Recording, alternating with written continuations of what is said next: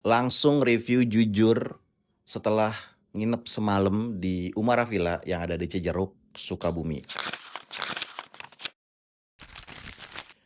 Jadi ceritanya gue pengen staycation sama keluarga gitu ya di salah satu villa yang ada di Sukabumi. Kenapa? Karena pengen cari view pemandangan gunung-gunung. Jadi udara lebih sejuk dan lain sebagainya. Jadi lebih refresh lah gitu bahasanya.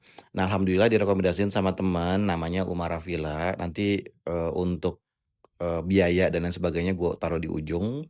Untuk lokasinya gue taruh di deskripsi, nanti lu bisa klik aja deskripsinya. Dan nomor telepon yang jaganya juga atau buat reservasi ada di bawah, jadi lo bisa tanya-tanya lebih detail.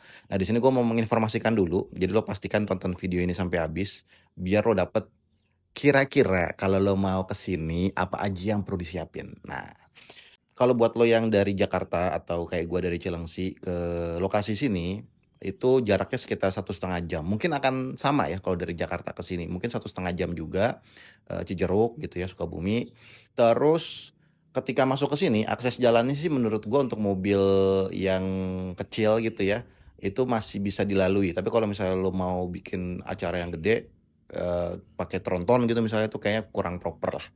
Karena aksesnya tipikal villa-villa yang ada di puncak, dua mobil, dua lajur gitu ya. Nanti tiba-tiba jadi satu, nanti ada dua lagi kayak gitulah gitu. Sama-sama untuk akses kurang lebih sama.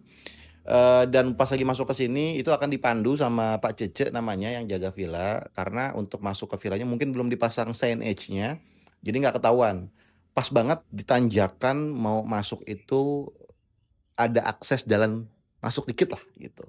Nah, ketika masuk, villanya ini first impressionnya adalah wah banget sih menurut gua, karena gedungnya, bangunan rumahnya ini baru, bangunan villanya, dan nyaman. Terus ketika masuk juga di depan udah disambut ada bangku gantung gitu yang ada kesan homey gitu ya. Di sebelah kirinya itu ada ruangan yang kebuka dan ini menurut gua cocok buat barbecue. Nah, masuk di lantai satu itu ada kamar satu, kamar utama menurut gua. Kenapa gue nyebutnya kamar utama? Karena kamar mandinya gede banget. Gede banget.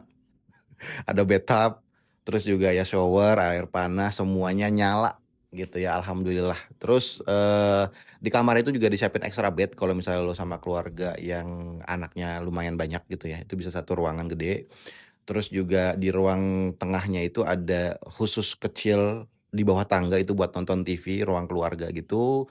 Terus di tengahnya ada ruang buat main bersama, ada main santai. Di situ juga disiapin lemari rak-rak buku dan mainan, ada board game gitu. Jadi kalau misalnya lo bawa keluarga, di situ lo bisa main bareng, lo bisa baca buku bareng juga, belajar dan sebagainya. Terus ada meja makan, itu meja makannya kalau nggak salah muat buat 6 orang, ya bisa buat naruh makanan lah gitu. Terus ada dapur, ada kamar mandi satu di luar dan ada gudang gitu. Nah gudang ini buat naruh extra bed di situ. Dan buat lo yang kesini bawa keluarga, saran gua sih kalau emang pengen nginep di sini 1-2 hari, lo bisa belanja dulu sayur-sayuran di bawah di pasar Cijeruknya. Jadi lo bisa plan tuh mau beli apa. Atau lo kalau misalnya lo mau bawa dari rumah ya bisa belanja dan sebagainya. Karena dapurnya ini udah bisa lo pakai, ada microwave, ada kulkas, dispenser, rice cooker, Magicom juga ada. Jadi lo bisa pakai itu semua buat menunjang aktivitas survival dalam tanda kutip lo ada di sini gitu. Dan ini nyaman banget. Buat internet, insya Allah nggak perlu khawatir walaupun secara sinyal ini ada satu atau dua bar, tapi di sini disiapin wifi. Wifi-nya ada dua, di lantai satu sama di lantai atas. Ini menurut gua nyaman banget. Dan yang bikin gua makin nyaman dan makin enak, bukan bukan makin nyaman, makin enak ya, makin suka lah. Di saklarnya itu ada keterangan lampu mana yang mau dinyalain. Itu sepele sih, cuman menurut gua itu buat ngegampangin kita mau nyalain lampu apa. Bahkan sampai ada exhaust fan, terus juga ada water heater juga di situ saklarnya gitu. Nah, itu menurut gua detail dan menurut gue itu penting sih buat tamu-tamu yang datang ke sini biar tahu dia perlu nyalain yang mana. Kita lanjut naik ke lantai 2. Di lantai 2 ini ada ruang tamu. Ya lumayan lah bisa buat ngobrol ya, lo bisa sama keluarga dan sebagainya di situ. Terus juga ada 2 kamar, satu kamarnya itu satu kasur, satu kamarnya lagi 2 kasur dengan kamar mandi di dalam. Di atas ada kamar mandi di luar satu. Jadi in total di kamarnya ini ada 2, ada kamar mandi di atas satu, di bawah satu. Jadi ada 4 kamar mandi sebenarnya, 2 di dalam kamar, 2 di luar kamar gitu. Nah, untuk yang di kamar atas, bagusnya lagi adalah itu ada balkon kayak gini, tapi dia connecting. Jadi kamar satu kamar 2 tuh ada balkon biar buat menatap, pemandangan. Terus kalau ini di balkon khusus di lantai 2, jadi bisa nyantai-nyantai, ada bangkunya juga, jadi lu bisa ngopi-ngopi di sini, bisa ngobrol-ngobrol, bisa baca buku, dan udaranya di sini tuh adem banget. Gua sih suka ya, di Villa Umara ini buat refresh, buat back to nature gitu. Jadi kayak lebih kayak ngerasa slow living aja gitu. Jadi slow living, jadi kayak, lebih apa ya, kayak lebih nyantai gitu. Karena ngeliat pemandangan hijau, di belakang juga ada gunung, udara lebih segar gitu ya. Terus kalau misalnya lo repot nggak mau masak, nggak perlu khawatir, di sini banyak makanan lo bisa pakai order ojek online gitu ya. Semalam juga gue order ojek online karena, lebih simpel gitu ya, nggak perlu masak, nggak perlu ribet dan lain sebagainya. Piring udah disiapin, mangkok udah disiapin, garpu, sendok, dan semuanya masih perabotan yang baru, guys. Terus kalau misalnya lo sama keluarga lo, kalau hitungan gua, bukan hitungan gua sih sebenarnya. Kalau dari pemilik villanya ini, kapasitasnya 20 orang, kalau lebih dari 20 orang itu ada add cost-nya gitu. Kalau misalnya lo mau bawa 50, 100, ya kan tinggal diatur aja tidurnya mau sempil-sempilan kayak gimana ya. Tapi kalau buat lo bawa keluarga besar, menurut gue ini worth it banget. Lo bisa bawa misalnya bapak ibu umurnya udah 50, punya 2 anak atau 3 anak, terus punya cucu, ini cocok banget. Kalau misalnya bapak ibu bawa anak-anaknya ke sini, bisa tidur di kamar bawah atau di kamar atas, nanti kamar atasnya ini bisa dibagi dan lain sebagainya. Karena setiap kamarnya udah ditambahin extra bed, dan ini bisa diatur kapasitas tidurnya mau seperti apa.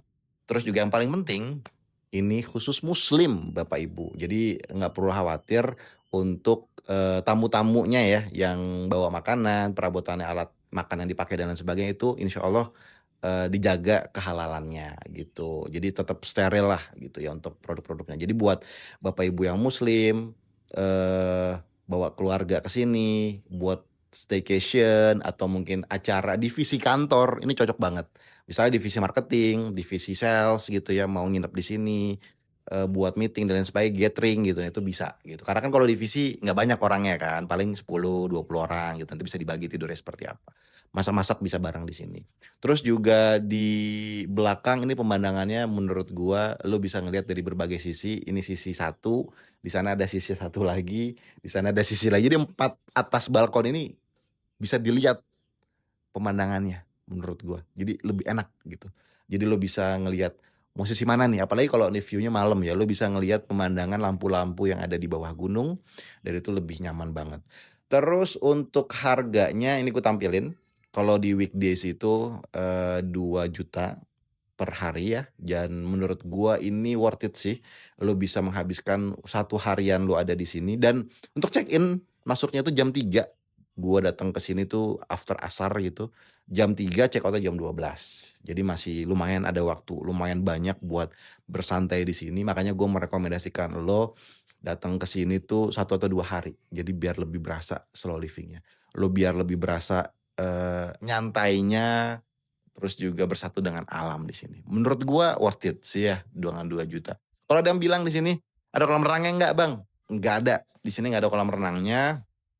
Gua nggak tahu itu kelebihan atau kekurangan ya, karena, setiap orang memiliki selera yang beda-beda. Ada yang, nggak pengen ada kolam renangnya, ada yang pengen ada kolam renangnya. Kalau buat gua sih nggak ngaruh, sama aja.